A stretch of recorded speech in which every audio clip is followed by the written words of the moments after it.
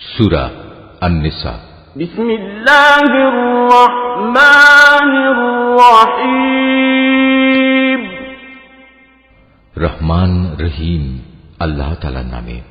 হে মানুষ, তোমরা তোমাদের মালিককে ভয় করো, যিনি তোমাদের একটিমাত্র ব্যক্তি সত্তা থেকে সৃষ্টি করেছেন। অতঃপর তিনি তা থেকে তার জুড়ি পয়দা করেছেন। এরপর তিনি তাদের এই আদি জুড়ি থেকে বহু সংখ্যক নরনারী দুনিয়ায় চারিদিকে ছড়িয়ে দিয়েছেন। হে মানুষ, তোমরা ভয় করো আল্লাহ তাআলাকে, যার পবিত্র নামে তোমরা একে অপরের কাছে অধিকার ও পাওনা দাবি করো, এবং সৃষ্টিতত্ত্বের উৎস গর্ভধারিণী মাকে সম্মান করো। অবশ্যই আল্লাহ তাআলা তোমাদের উপর তীক্ষ্ণ দৃষ্টি রেখে চলেছেন। এতিমদের ধন সম্পদ তাদের কাছে দিয়ে দাও। তাদের ভালো জিনিসের সাথে নিজেদের খারাপ জিনিসের বদল করো না। তাদের সম্পদ সমূহ কখনো নিজেদের মালের সাথে মিলিয়ে হজম করে নিও না। এটা আসলেই একটা জঘন্য পাপ। আর যদি তোমাদের এই আশঙ্কা থাকে যে তোমরা এতিম মহিলাদের মাঝে ন্যায় বিচার করতে পারবে না, তাহলে সাধারণ নারীদের মাঝ থেকে তোমাদের যাদের ভালো লাগে তাদের 2 জন, 3 জন কিংবা 4 জনকে বিয়ে করে নাও। কিন্তু যদি তোমাদের এই ভয় হয় যে তোমরা একের অধিক হলে তাদের মাঝে ইনসাফ করতে পারবে না, তাহলে তোমাদের জন্য একজনই যথেষ্ট, কিংবা যে তোমাদের অধিকারভুক্ত তাদেরই যথেষ্ট মনে করে নাও। মনে রেখো, যৌনতার সীমা লঙ্ঘন থেকে বেঁচে থাকার জন্য এটাই হচ্ছে উত্তম ও সহজতর পন্থা। নারীদের তাদের মোহরানার অঙ্ক একান্ত খুশি মনে তাদের মালিকানায় দিয়ে দাও। অতঃপর তারা যদি নিজেদের মনের খুশিতে এর কিছু অংশ তোমাদের ছেড়ে দেয়, তাহলে তোমরা তা খুশি মনে ভোগ করতে পারো। আল্লাহ তাআলা তোমাদের যে সম্পদকে দুনিয়ায় তোমাদের প্রতিষ্ঠা লাভের উপকরণ হিসেবে বানিয়ে দিয়েছেন, তা এই নির্বোধ লোকেদের হাতে ছেড়ে দিও না। অবশ্যই এ থেকে তাদের খাওয়ার ব্যবস্থা করবে, তাদের পোশাক সরবরাহ করবে, সর্বোপরি তাদের সাথে ভালো কথা বলবে। এতিমদের প্রতি লক্ষ্য রাখতে হবে যতক্ষণ না তারা বিয়ের বয়স পর্যন্ত পৌঁছে। অতঃপর যদি তোমরা তাদের মধ্যে সম্পদ পরিচালনার যোগ্যতা অনুভব করতে পারো, তাহলে তাদের ধন সম্পদ তাদের হাতে তুলে দেবে। তাদের এই ধন সম্পদ তাদের বড় হবার আগেই তাড়াহুড়ো করে হজম করে ফেলো না। এতিমদের পৃষ্ঠপোষক যদি সম্পদশালী হয়, তাহলে সে যেন এই বাড়াবাড়ি থেকে বেঁচে থাকে। তবে হ্যাঁ, যদি সে পৃষ্ঠপোষক গরিব হয়, তাহলে সমাজের প্রচলিত নিয়ম অনুযায়ী সে যেন তা থেকে নিজের পারিশ্রমিক গ্রহণ করে। যখন তোমরা তাদের ধন সম্পদ তাদের ফিরিয়ে দেবে, তখন তাদের উপর সাক্ষী রেখো, যদিও হিসাব গ্রহণের জন্য আল্লাহ তাআলাই যথেষ্ট। তাদের পিতামাতা ও আত্মীয় স্বজনদের রেখে যাওয়া ধন সম্পদে পুরুষদের যেমন নির্দিষ্ট অংশ রয়েছে, একইভাবে নারীদের জন্য সে সম্পদের নির্দিষ্ট অংশ রয়েছে, যা তাদের পিতামাতা ও আত্মীয় স্বজনরা রেখে গেছে। পরিমাণ অল্প হোক কিংবা বেশি, উভয়ের জন্য এর অংশ নির্দিষ্ট করে দেয়া হয়েছে। মৃত ব্যক্তির সম্পদ বন্টনের সময় যখন তার আপনজন, এতিম ও মিসকিনরা সেখানে এসে হাজির হয়, তখন তা থেকে তাদেরও কিছু দেবে এবং তাদের সাথে সুন্দরভাবে কথা বলবে। এতিমদের ব্যাপারে মানুষের এটুকু ভয় করা উচিত, যদি তারা নিজেরা মৃত্যুর সময় এমনি দুর্বল সন্তানদের পেছনে রেখে চলে আসত, তাহলে তাদের ব্যাপারে তারা এভাবে ভীত শঙ্কিত থাকত। অতএব তাদের ব্যাপারে আল্লাহকে ভয় করে চলা এবং এদের সাথে হামেশাই ন্যায় ইনসাফের কথাবার্তা বলা উচিত। যারা অন্যায়ভাবে এতিমদের মাল সম্পদ ভক্ষণ করে, তারা যেন আগুন দিয়ে নিজেদের পেট ভর্তি করে। অচিরেই এই লোকগুলো জাহান্নামের আগুনে জ্বলতে থাকবে। আল্লাহ তাআলা তোমাদের উত্তরাধিকারে সন্তানদের সম্পর্কে এ মর্মে তোমাদের জন্য এ বিধান জারি করেছেন যে এক ছেলের অংশ হবে 2 কন্যা সন্তানের মতো। কিন্তু উত্তরাধিকারী কন্যারা যদি 2-এর বেশি হয়, তাহলে তাদের জন্য থাকবে রেখে যাওয়া সম্পত্তির 2/3 আর সে কন্যা সন্তান যদি একজন হয়, তাহলে তার অংশ হবে পরিত্যক্ত সম্পত্তির অর্ধেক। মৃত ব্যক্তির সন্তান থাকলে তার পিতামাতা প্রত্যেকের জন্য থাকবে সে সম্পদের 6/1 অপরদিকে মৃত ব্যক্তির যদি কোনো সন্তান না থাকে এবং পিতামাতাই যদি হয় তার একমাত্র উত্তরাধিকারী, তাহলে তার মায়ের অংশ হবে 3/1। যদি মৃত ব্যক্তির কোনো ভাই বোন বেঁচে থাকে, তাহলে তার মায়ের অংশ হবে 6/1। মৃত্যুর আগে সে যে ওসিয়ত করে গেছে এবং তার রেখে যাওয়া ঋণ আদায় করে দেওয়ার পরেই কিন্তু এই সব ভাগ বাটোয়ারা করতে হবে। তোমরা জানো না তোমাদের পিতামাতা ও তোমাদের সন্তান সন্ততির মধ্যে কে তোমাদের জন্য উপকারের দিক থেকে বেশি নিকটবর্তী। অতএব এ হচ্ছে আল্লাহর বিধান। অবশ্যই আল্লাহ তাআলা সকল কিছু সম্পর্কে ওয়াকিবহাল এবং তিনি হচ্ছেন বিজ্ঞ পরম কুশলী। তোমাদের স্ত্রীদের রেখে যাওয়া সম্পত্তিতে তোমাদের অংশ হচ্ছে অর্ধেক, যদি তাদের কোনো সন্তানাদি না থাকে, আর যদি তাদের সন্তান থাকে তাহলে সে সম্পত্তিতে তোমাদের অংশ হবে 4 ভাগের 1 ভাগ। তারা যে ওসিয়ত করে গেছে কিংবা তাদের ঋণ পরিশোধ করার পরেই কিন্তু তোমরা এই অংশ পাবে। তোমাদের স্ত্রীদের জন্য থাকবে তোমাদের রেখে যাওয়া সম্পত্তির 1/4 যদি তোমাদের কোনো সন্তান না থাকে। যদি তোমাদের সন্তান থাকে তাহলে তারা পাবে রেখে যাওয়া সম্পদের 8 ভাগের 1 ভাগ। মৃত্যুর আগে তোমরা যা ওসিয়ত করে যাবে কিংবা যে ঋণ তোমরা রেখে যাবে তা পরিশোধ করে দেওয়ার পরই এই অংশ তারা পাবে।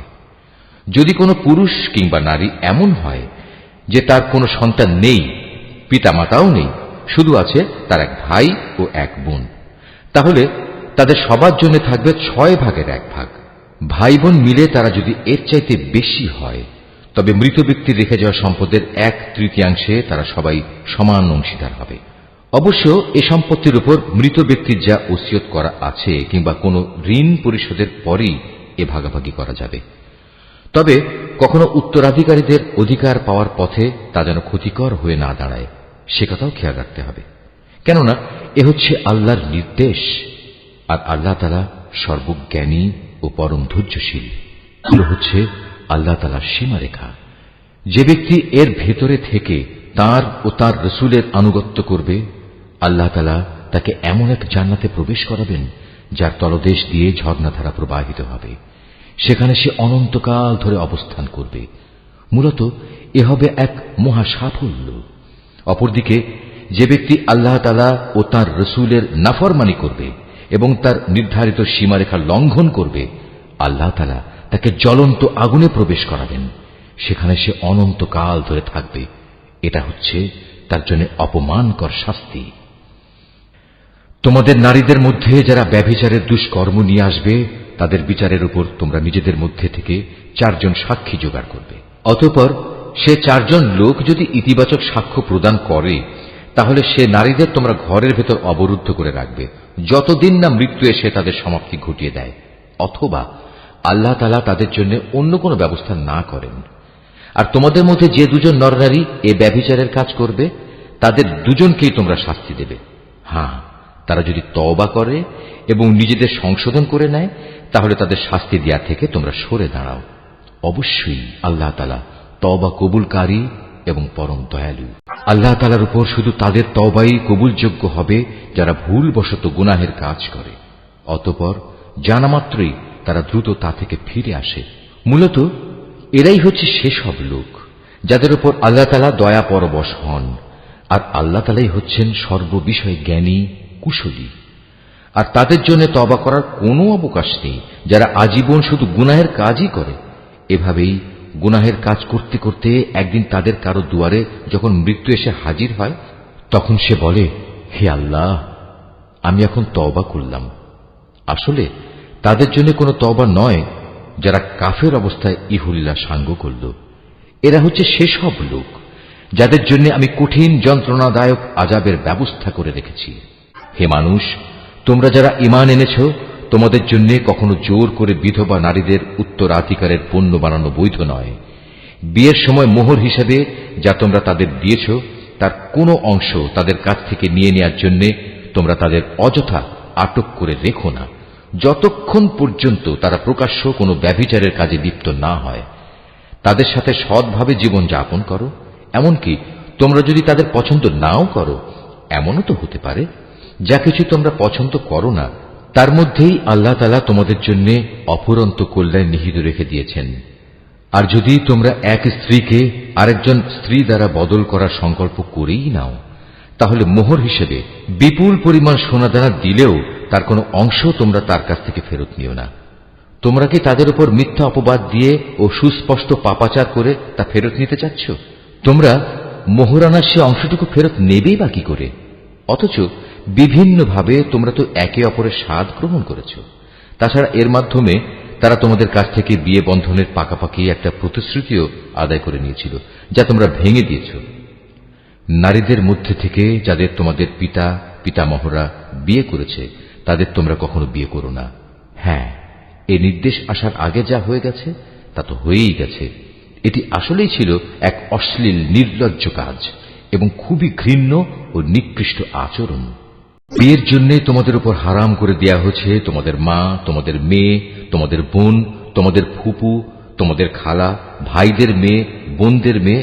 আরো হারাম করা হয়েছে সেসব মা যারা তোমাদের বুকের দুধ খাইয়েছে, তোমাদের দুধ খাওয়া সাথী বোন, তোমাদের স্ত্রীদের মা, তোমাদের স্ত্রীদের মাঝে যাদের সাথে তোমরা সহবাস করেছ, তাদের আগের স্বামীর ঔরসজাত মেয়েরা যারা তোমাদের অভিভাবকত্বে রয়েছে। অবশ্য যদি তাদের সাথে তোমাদের শুধু বিয়ে হয়ে থাকে কিন্তু তোমরা কখনো তাদের সাথে সহবাস করনি, তাহলে তাদের আগের স্বামীর মেয়েদের বিয়ে করায় তোমাদের জন্য কোনো দোষ নেই। তোমাদের জন্য তোমাদের নিজেদের ঔরসজাত ছেলেদের স্ত্রীদের হারাম করা হয়েছে। উপরন্তু বিয়ের জন্য তোমাদের উপর দুই বোনকে একত্র করাও হারাম করা হয়েছে। তবে যা কিছু এর আগে সংঘটিত হয়ে গেছে তা তো হয়েই গেছে। সে ব্যাপারে অবশ্যই আল্লাহ তাআলা বড়ই ক্ষমাশীল ও একান্ত দয়াবান। নারীদের মাঝে আগে থেকেই বিয়ের দুর্গে অবস্থানকারীদেরও তোমাদের জন্য হারাম করা হয়েছে। তবে যেসব নারী যুদ্ধবন্দী হয়ে তোমাদের অধিকারে এসে পড়েছে তারা ব্যতীত। এ হচ্ছে বিয়ের ব্যাপারে তোমাদের উপর আল্লাহ তাআলার বিধান। এর বাইরে যেসব নারী রয়েছে তাদের তোমাদের জন্য এ শর্তে হালাল করা হয়েছে যে তোমরা বিয়ের জন্য একটি নির্দিষ্ট পরিমাণ মোহরের বিনিময়ে আদায় করে দেবে এবং তোমরা বিয়ের সংরক্ষিত দুর্গে অবস্থান করবে। তোমরা অবাধ যৌন স্পৃহা পূরণে নিয়োজিত হবে না। অতঃপর তাদের মধ্যে যাদের তোমরা এর মাধ্যমে উপভোগ করবে তাদের মোহরের বিনিময়ে ফরজ হিসেবে আদায় করে দাও। অবশ্য একবার এ মোহর নির্ধারিত হয়ে যাওয়ার পর যে পরিমাণের উপর তোমরা উভয় একমত হও তাতে কোনো দোষের কিছু নেই। নিশ্চয়ই আল্লাহ তাআলা সর্বজ্ঞ কুশলী। আর তোমাদের মধ্যে যে ব্যক্তির স্বাধীন ও সম্ভ্রান্ত কোনো ঈমানদার নারীকে বিয়ে করার আর্থিক ও সামাজিক সামর্থ্য না থাকে তাহলে সে যেন তোমাদের অধিকারভুক্ত কোনো ঈমানদার নারীকে বিয়ে করে নেয়। তোমাদের ঈমানের অবস্থা সম্পর্কে তো আল্লাহ তাআলা সম্যক অবগত আছেন। ঈমানের মাপকাঠিতে তোমরা তো একই রকম। অতঃপর তোমরা তাদের অধিকারভুক্তদের অভিভাবকদের অনুমতি নিয়ে বিয়ে করো এবং ন্যায় ইনসাফ ভিত্তিক তাদের যথার্থ মোহরানা দিয়ে দাও। এর উদ্দেশ্য হচ্ছে তারা যেন বিয়ের দুর্গে সুরক্ষিত হয়ে যায়, স্বেচ্ছাচারিণী হয়ে পর পুরুষকে আনন্দ দানের কাজে নিয়োজিত না থাকে। অতঃপর যখন তাদের বিয়ের দুর্গে অবস্থান করে দেয়া হল তখন যদি তারা ব্যভিচারে লিপ্ত হয় তখন তাদের উপর আরোপিত শাস্তির পরিমাণ কিন্তু বিয়ের দুর্গে অবস্থানকারিণী স্বাধীন সম্ভ্রান্ত নারীদের উপর আরোপিত শাস্তির অর্ধেক। তোমাদের মধ্যে যাদের ব্যভিচারে লিপ্ত হবার আশঙ্কা থাকবে শুধু তাদের জন্যই এই রেয়াতটুকু দেয়া হয়েছে। কিন্তু তোমরা যদি ধৈর্য ধারণ করতে পারো অবশ্যই তা তোমাদের জন্য কল্যাণকর এবং আল্লাহ তাআলা একান্ত ক্ষমা পরায়ণ ও পরম দয়ালু।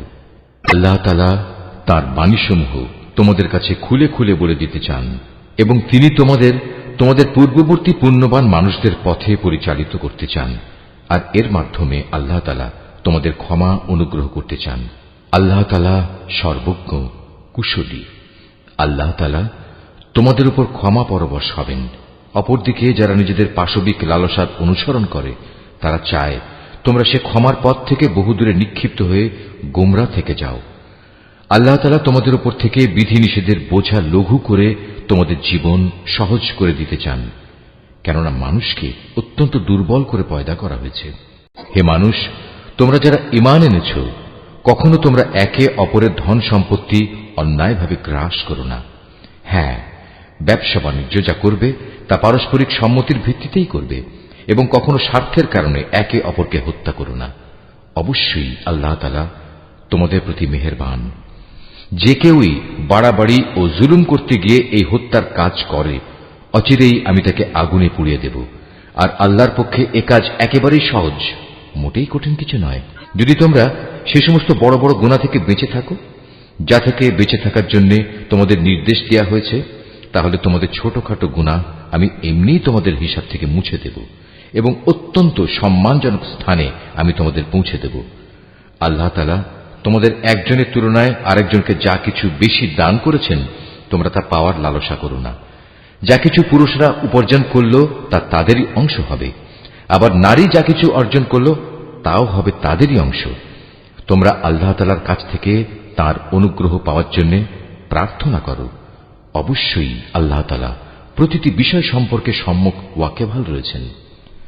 পিতামাতা ও আত্মীয় স্বজনের রেখে যাওয়া সম্পত্তিতে আমি সবার জন্যই অভিভাবক নিযুক্ত করে রেখেছি। যাদের সাথে তোমাদের কোনো চুক্তি কিংবা অঙ্গীকার রয়েছে তাদের পাওনা পুরোপুরি আদায় করে দেবে। আল্লাহ তাআলা অবশ্যই প্রতিটি বিষয়ের উপর সাক্ষী হয়ে আছেন। পুরুষরা হচ্ছে নারীদের কাজকর্মের উপর প্রহরী, তত্ত্বাবধায়ক। কারণ আল্লাহ তাআলা এদের একজনকে আরেকজনের উপর কিছু বিশেষ মর্যাদা প্রদান করেছেন। পুরুষের এই মর্যাদার একটি বিশেষ কারণ হচ্ছে প্রধানত তারাই দাম্পত্য জীবনের জন্য নিজেদের অর্থ সম্পদ ব্যয় করে। অতএব সতীসাধ্যী নারী হবে একান্ত অনুগত। পুরুষদের অনুপস্থিতিতে তারা স্বয়ং আল্লাহর তত্ত্বাবধানে থেকে নিজেদের ইজ্জত, আব্রু ও অন্যান্য সব অদেখা কিছুর রক্ষণাবেক্ষণ করবে। আর যখন কোন নারীর অবাধ্যতার ঔদ্ধত্যের ব্যাপারে তোমরা আশঙ্কা করো তখন তোমরা তাদের ভালো কথার উপদেশ দাও। তা কার্যকর না হলে তাদের সাথে একই বিছানায় থাকা ছেড়ে দাও। তাতেও যদি তারা ভালো না হয় তাহলে চূড়ান্ত ব্যবস্থা হিসেবে তাদের মৃদু প্রহার করো। তবে যদি তারা এমনি অনুগত হয়ে যায় তাহলে তাদের খামোখা কষ্ট দেওয়ার জন্য অজুহাত খুঁজে বেরিও না। অবশ্যই আল্লাহ তাআলা সর্বশ্রেষ্ঠ ও সবার চাইতে মহান। আর যদি তাদের স্বামী স্ত্রী এই দুজনের মাঝে বিচ্ছেদের আশঙ্কা দেখা দেয় তাহলে তার পক্ষ থেকে একজন সালিশ এবং তার স্ত্রীর পক্ষ থেকে একজন সালিশ নিযুক্ত করো। আসলে উভয়ে যদি নিজেদের নিষ্পত্তি চায় তাহলে আল্লাহ তাআলা তাদের পুনরায় মীমাংসায় পৌঁছার তৌফিক দেবেন। আল্লাহ তাআলা নিশ্চয়ই সম্যক জ্ঞানী, সর্ববিষয়ে ওয়াকিবহাল। তোমরা এক আল্লাহ তাআলার ইবাদত করো, কোনো কিছুকেই তার সাথে অংশীদার বানিও না এবং পিতামাতার সাথে ভালো ব্যবহার করো। আরো যারা তোমাদের ঘনিষ্ঠ আত্মীয়, এতিম, মিসকিন, আত্মীয় প্রতিবেশী, অনাত্মীয় প্রতিবেশী, তোমার পথচারীর সঙ্গী ও তোমার অধিকারভুক্ত দাস দাসী, তাদের সবার সাথেও ভালো ব্যবহার করো। অবশ্যই আল্লাহ তাআলা এমন মানুষকে কখনো পছন্দ করেন না যে অহংকারী ও দাম্ভিক। আল্লাহ তাআলা এমন ধরনের লোকদেরও ভালোবাসেন না যারা নিজেরা যেমন কার্পণ্য করে তেমনি অন্যদেরও কার্পণ্য করার আদেশ করে। তাছাড়া আল্লাহ তাআলা তাদের যা কিছু ধন সম্পদের অনুগ্রহ দান করেছেন তারা তা লুকিয়ে রাখে। আমি কাফেরদের জন্য এক লাঞ্ছনাদায়ক শাস্তির ব্যবস্থা করে রেখেছি। আল্লাহ তাআলা তাদেরও পছন্দ করেন না যারা লোক দেখানোর উদ্দেশ্যে নিজেদের ধন সম্পদ ব্যয় করে। তারা আল্লাহ তাআলা এবং শেষ বিচারের দিনকেও বিশ্বাস করে না। আর শয়তান যদি কোনো ব্যক্তির সাথী হয় তাহলে বুঝতে হবে সে বড়ই খারাপ সাথী পেল। এই দুর্যোগ তাদের উপর দিয়ে বয়ে যেত যদি তারা শয়তানকে সাথী বানানোর বদলে আল্লাহ তাআলার উপর ঈমান আনত এবং ঈমান আনত পরকাল দিবসের উপর। সর্বোপরি আল্লাহ তাআলা তাদের যা কিছু দান করেছেন তা থেকে তারা খরচ করত। বস্তুত আল্লাহ তাআলা তাদের কাজকর্ম সম্পর্কে ভালোভাবেই ওয়াকিবহাল রয়েছেন। আল্লাহ তাআলা কার উপর এক বিন্দু পরিমাণও জুলুম করেন না, বরং তিনি তো এত দয়ালু যে নেকির কাজ যদি একটি হয় তবে তিনি তার পরিমাণ দ্বিগুণ করে দেন এবং এর সাথে তিনি নিজ থেকেও বড় কিছু পুরস্কার যোগ করেন। সেদিন তাদের অবস্থাটা কেমন হবে যখন আমি প্রত্যেক উম্মতের কাজে সাক্ষী হিসেবে তাদের নবীকে এনে হাজির করব এবং হে মুহাম্মদ, এদের সবার কাছে সাক্ষী হিসেবে আমি সেদিন তোমাকে নিয়ে আসব। সেদিন যারা আল্লাহ তাআলাকে অস্বীকার করেছে এবং তার রাসূলের বিরুদ্ধে আচরণ করেছে তারা কামনা করবে মাটি যদি তাদের নিজেদের সাথে মিশে একাকার হয়ে যেত। কারণ সেদিন কোনো মানুষ কোনো কথাই মহাবিচারক আল্লাহ তাআলার কাছ থেকে গোপন করতে পারবে না। হে ঈমানদাররা, তোমরা কখনো নেশাগ্রস্ত অবস্থায় নামাজের কাছে যেও না যতক্ষণ পর্যন্ত তোমরা এতটুকু নিশ্চিত না হবে যে তোমরা যা কিছু বলছো তা তোমরা ঠিক ঠিক জানতে বুঝতে পারছ। আবার অপবিত্র অবস্থায়ও নামাজের কাছে যেও না যতক্ষণ না তোমরা পুরোপুরিভাবে গোসল সেরে নেবে। তবে পথচারী অবস্থায় থাকলে তা ভিন্ন কথা। আর যদি তোমরা অসুস্থ হয়ে পড়ো অথবা প্রবাসে থাকো কিংবা তোমাদের কেউ যদি পায়খানা থেকে ফিরে আসো অথবা তোমরা যদি দৈহিক মিলনের সাথে নারী স্পর্শ করো তাহলে পানি দিয়ে নিজেদের পরিষ্কার করে নেবে। তবে যদি এসব অবস্থায় পানি নাই পাও তাহলে পবিত্র মাটি দিয়ে তায়াম্মুম করে নেবে এবং তার পদ্ধতি হচ্ছে তা দিয়ে তোমাদের মুখমণ্ডল ও তোমাদের হাত মাসেহ করে নেবে। অবশ্যই আল্লাহ তাআলা গুনাহ মার্জনাকারী, পরম ক্ষমাশীল। হে নবী, তুমি কি তাদের অবস্থা দেখোনি যাদের আসমানি গ্রন্থের সামান্য একটা অংশ দেয়া হয়েছিল, কিন্তু তারা গুমরাহির পথই কিনে নিচ্ছে। তারা তো তোমাদেরও পথভ্রষ্ট করে দিতে চায়। তোমাদের দুশমনদের আল্লাহ তাআলা ভালো করে জানেন। অভিভাবক হিসেবে যেমন আল্লাহ তাআলা যথেষ্ট, তেমনি সাহায্যকারী হিসেবেও আল্লাহ তাআলাই যথেষ্ট। ইহুদি জাতির মধ্যে কিছু লোক এমন আছে যারা রসুলের কথাগুলো মূল অর্থের স্থান থেকে সরিয়ে বিকৃত করে দেয়, এবং তারা বলে আমরা শুনলাম এবং সাথে সাথে অমান্যও করলাম। আবার বলে আমাদের কথা শুনুন। আসলে ইসলামী জীবন বিধানে অপবাদ দানের উদ্দেশ্যে নিজেদের জিহ্বাকে কুঞ্চিত করে এরা বলে হে নবী, আপনি শুনুন। সাথে সাথেই বলে আপনার শ্রবণ শক্তি রহিত হয়ে যাক। অথচ এসব কথা না বলে তারা যদি বলতো হে নবী, আমরা আপনার কথা শুনলাম এবং তা মেনে নিলাম, এবং আপনি আমাদের কথা শুনুন, আমাদের প্রতি লক্ষ্য করুন, তাহলে এ বিষয়টা তাদের জন্য কতই না ভালো হতো। তাই হতো বরং তাদের জন্য সঙ্গত। কিন্তু সত্য অস্বীকার করার কারণে তাদের উপর আল্লাহ তাআলা অভিশাপ দিয়েছেন। অতঃপর তাদের সামান্য কিছু লোকই মাত্র ঈমান এনে থাকে। হে মানুষেরা, যাদের কিতাব দেয়া হয়েছে তোমরা সেই গ্রন্থের উপর ঈমান আনো যা আমি মুহাম্মাদের উপর নাজিল করেছি। এ হচ্ছে এমন এক কিতাব যা তোমাদের কাছে মজুদ পূর্ববর্তী কিতাবের সত্যতা স্বীকার করে। ঈমান আনো সে সময় আসার আগে যখন আমি পাপিষ্ঠদের চেহারাসমূহ বিকৃত করে তাকে উল্টো দিকে ঘুরিয়ে দেব, অথবা ইহুদিদের পবিত্র দিন শনিবারের অবমাননাকারীদের প্রতি আমি যেভাবে অভিশাপ নাজিল করেছি, তেমনি কোনো বড় বিপর্যয় আসার আগেই ঈমান আনো। আর আল্লাহ তাআলার হুকুম সে তো অবধারিত। নিঃসন্দেহে আল্লাহ তাআলা কখনো সে গুনাহ মাফ করবেন না যেখানে তার সাথে কাউকে শরীক করা হয়। এছাড়া অন্য সব গুনাহ তিনি যাকে ইচ্ছা ক্ষমা করে দেন। যে ব্যক্তি আল্লাহর সাথে কাউকে অংশীদার বানালো সে সত্যি একটা বড় ধরনের মিথ্যা রচনা করল এবং একটা মহা পাপে নিজেকে জড়ালো। হে নবী, তুমি কি তাদের অবস্থা দেখোনি যারা নিজেদের খুব পবিত্র মনে করে, অথচ আল্লাহ তাআলা যাকে ইচ্ছা তাকেই পবিত্র করেন, এবং যারা অপবিত্র তাদের উপর এক বিন্দু পরিমাণও জুলুম করা হবে না। এদের প্রতি তাকিয়ে দেখো কিভাবে এরা আল্লাহ তাআলা সম্পর্কে মিথ্যা অপবাদ রটিয়ে যাচ্ছে। প্রকাশ্য গুনাহ হিসাবে এটাই তো এদের জন্য যথেষ্ট। তুমি কি তাদের অবস্থা দেখোনি যাদের আল্লাহ তাআলার কিতাবের কিছু অংশ দান করা হয়েছিল? তারা আস্তে আস্তে নানা ধরনের ভিত্তিহীন অমূলক জাদুমন্ত্র জাতীয় জিনিস ও বহুতর মিথ্যা মাবুদের উপর ঈমান আনতে শুরু করল, এবং কাফেরদের সম্পর্কে তারা বলতে লাগল ঈমানদারদের তুলনায় এরাই তো সঠিক পথের উপর রয়েছে। এরাই হচ্ছে সেই হতভাগ্য মানুষগুলো যাদের উপর আল্লাহ তাআলা অভিসম্পাত করেছেন। আর আল্লাহ তাআলা যার উপর অভিশাপ পাঠান তার জন্য তুমি কোনো সাহায্যকারী পাবে না। অথবা এরা কি মনে করে যে তাদের ভাগে রাজত্ব ও প্রাচুর্য সংক্রান্ত কিছু বরাদ্দ করা আছে? যদি সত্যি সত্যি তেমন কিছু এদের দেয়া হতো তাহলে এরা তো খেজুর পাতার একটি ঝিল্লিও কাউকে দিতে চাইত না। অথবা এরা কি অন্যান্য মানব সন্তানদের ব্যাপারে হিংসা বিদ্বেষ পোষণ করে, যাদের আল্লাহ তাআলা নিজস্ব ভান্ডার থেকে জ্ঞান, কৌশল ও রাজনৈতিক ক্ষমতা দান করেছেন? অথচ আমি তো ইব্রাহিমের বংশধরদেরও আমার গ্রন্থ ও সেই গ্রন্থলব্ধ জ্ঞান বিজ্ঞান দান করেছিলাম। এর সাথে আমি তাদের এক বিশাল পরিমাণ রাজত্বও দান করেছিলাম। কিন্তু তাদের মধ্যে অল্প কিছু লোকই তার উপর ঈমান এনেছে, আবার কেউ কেউ তার থেকে মুখ ফিরিয়ে নিয়েছে। এদের পুড়িয়ে দেওয়ার জন্য জাহান্নামী যথেষ্ট। যারা আমার আয়াতসমূহ অস্বীকার করেছে তাদের আমি অচিরেই জাহান্নামের আগুনে পুড়িয়ে দেব।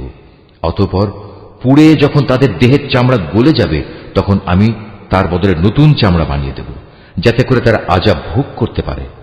অবশ্যই আল্লাহ তাআলা মহাপরাক্রমশালী, বিজ্ঞ, কুশলী। যারা আমার আয়াতসমূহ বিশ্বাস করেছে এবং ভালো কাজ করেছে তাদের অচিরেই আমি এমন এক জান্নাতে প্রবেশ করাবো যার পাদদেশ দিয়ে ঝর্ণাধারা প্রবাহিত হবে। সেখানে তারা থাকবে চিরকাল। তাদের জন্য থাকবে পূত পবিত্র সঙ্গী ও সঙ্গিনীরা। সর্বোপরি আমি তাদের এক চিরস্নিগ্ধ ছায়ায় প্রবেশ করিয়ে দেব। হে ঈমানদার ব্যক্তিরা, আল্লাহ তাআলা তোমাদের নির্দেশ দিচ্ছেন তোমরা আমানতসমূহ তাদের যথার্থ মালিকের কাছে সোপর্দ করে দেবে। আর যখন মানুষের মাঝে কোনো কিছুর ব্যাপারে তোমরা বিচার ফয়সালা করো তখন তা ন্যায় ও ইনসাফের ভিত্তিতে করবে। আল্লাহ তাআলা তোমাদের যা কিছু উপদেশ দেন তা সত্যিই সুন্দর।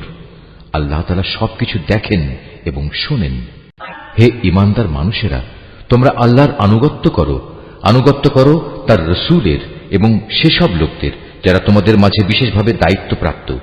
অতঃপর তোমাদের মাঝে যদি কোনো ব্যাপারে মতবিরোধের সৃষ্টি হয়, তাহলে সেই বিষয়টি ফয়সালার জন্য আল্লাহ তাআলা ও তার রসূলের দিকে ফিরিয়ে নিয়ে যাও।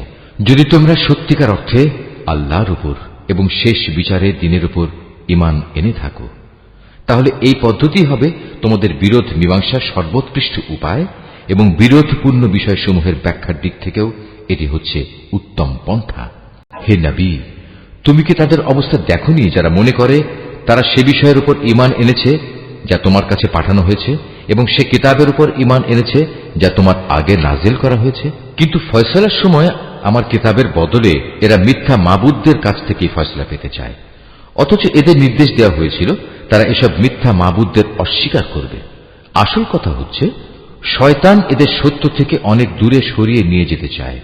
এদের যখন বলা হয় আল্লাহ তাআলা তাঁর রসূলের উপর যা কিছু নাজিল করেছেন তোমরা তার দিকে ফিরে এসো, তখন তুমি এই মুনাফিকদের দেখবে এরা তোমার কাছ থেকে একে একে মুখ ফিরিয়ে দূরে সরে যাচ্ছে। অতঃপর তাদের কৃতকর্মের কারণে যখন তাদের উপর কোনো বিপদ মুসিবত এসে পড়ে, তখন এদের অবস্থাটা কি হয় দেখেছ? তারা তখন সবাই তোমার কাছে ছুটে আসে এবং আল্লাহর নামের কসম করে তোমাকে বলে, আমরা তো কল্যাণ ও সম্প্রীতি ছাড়া আর কিছুই চাইনি।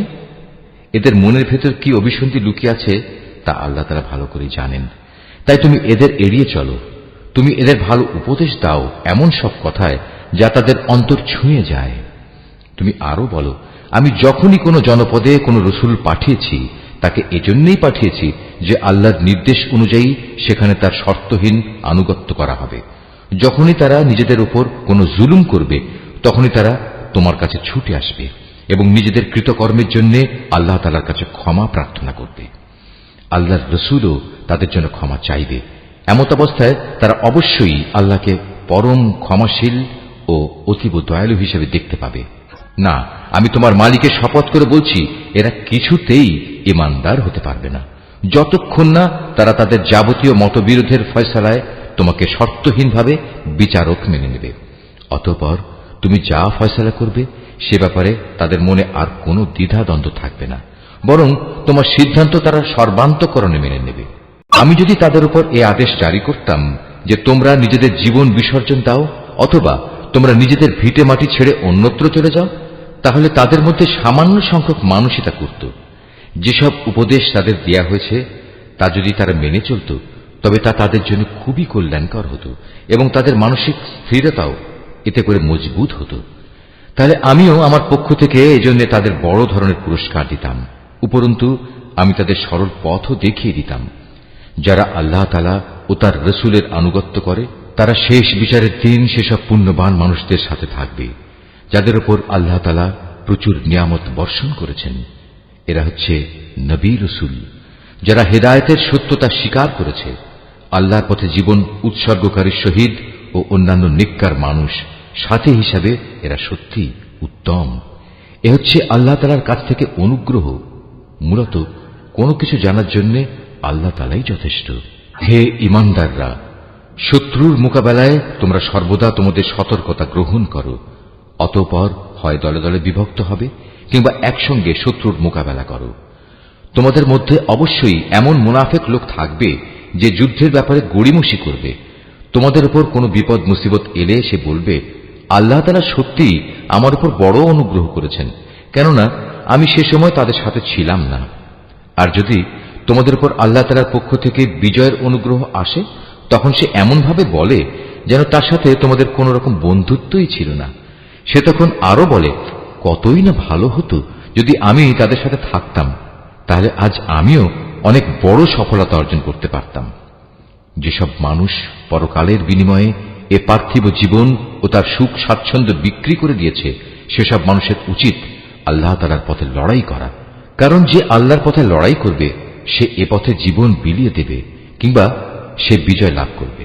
অচিরেই আমি তাকে এ উভয় অবস্থার জন্যই বিরাট পুরস্কার দেব। তোমাদের একই হয়েছে, তোমরা আল্লাহর পথে সেসব অসহায় নরনারী ও দুস্থ শিশু সন্তানদের বাঁচাবার জন্য লড়াই করো না যারা নির্যাতনে কাতর হয়ে ফরিয়াদ করছে। হে আমাদের মালিক, আমাদের এই জালেমদের জনপদ থেকে বের করে অন্য কোথাও নিয়ে যাও। অতঃপর তুমি আমাদের জন্য তোমার কাছ থেকে একজন অভিভাবক পাঠিয়ে দাও। তোমার কাছ থেকে আমাদের জন্য একজন সাহায্যকারী পাঠাও। যারা আল্লাহ তাআলা ও তার রাসূলের উপর ঈমান এনেছে তারা সর্বদা আল্লাহর পথে যুদ্ধ করে, আর যারা আল্লাহ তাআলাকে অস্বীকার করেছে তারা লড়াই করে মিথ্যা মাবুদদের সপক্ষে। অতএব তোমরা যুদ্ধ করো শয়তান ও তার চেলাচামুন্ডাদের বিরুদ্ধে। তোমরা সাহস হারিও না, কারণ শয়তানের ষড়যন্ত্র খুবই দুর্বল।